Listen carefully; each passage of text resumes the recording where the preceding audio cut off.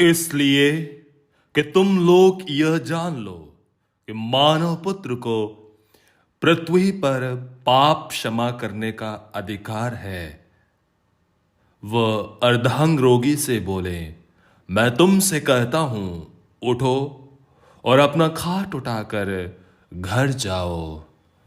संत लूकस का सुसमाचार अध्याय 5 पद संख्या 24।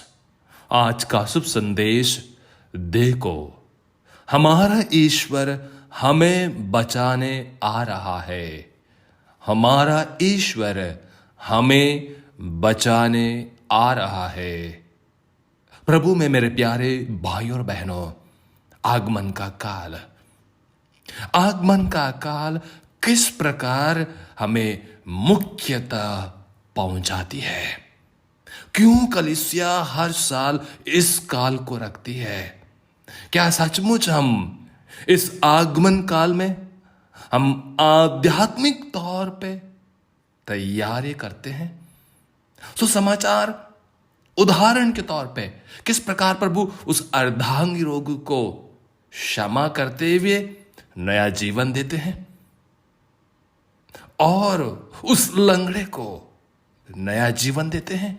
लेकिन ये एक ही कहते हैं, तुम्हारा पाप क्षमा हो गया है, तुम्हारा पाप क्षमा हो गया है, तुम्हें नया जीवन मिल गया है। ये बार बार हमें सोचने के लिए कलीसिया याद दिलाती है कि हमें अपने को, अपना पापों को अपनाना है। जब तक हम ये नहीं कहेंगे मैं पापी हूं, उस अंधे के समान हमें भी कहना है, ईश्वर मुझ पर दया कर, ईश्वर मुझ पर दया कर। वहां प्रभु की दया प्रकट होती है और हम नयापन अपनाते हैं। संत अगस्तिन कहते हैं, हम देर से आपको पहचाने और देर से पहचानने से आपकी कृपा दया मुझे मिली नहीं।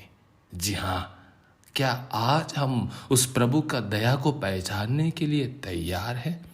नबी इसायाह कहते हैं, प्रभु द्वारा हम सब मुक्त किए गए हैं, हम सियोन से लौटेंगे और इतना नहीं, आशी का गीत गाएंगे, शाश्वत आनंद हमारे साथ होगा और वो सुख प्राप्त होगा, दुख का अंत होगा।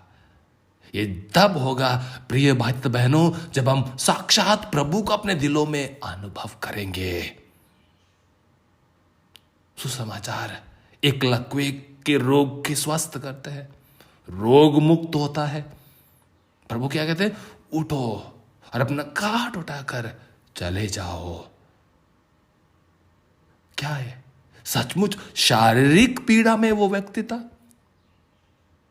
शायद आध्यात्मिक पीड़ा में। आज प्रभु हमें यही कहते हैं, आप रोग मुक्त हो गए हैं, पाप मुक्त हो गए हैं, उठो। मेरा भाई, मेरा दर्द, मेरा दुख, ये क्या है? ये जब हम प्रभु मेरे जीवन में नहीं है, ये सब हमें रोकता है।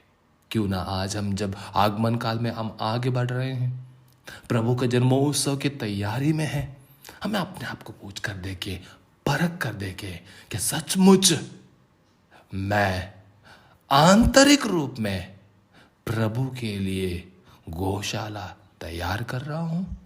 आमीन।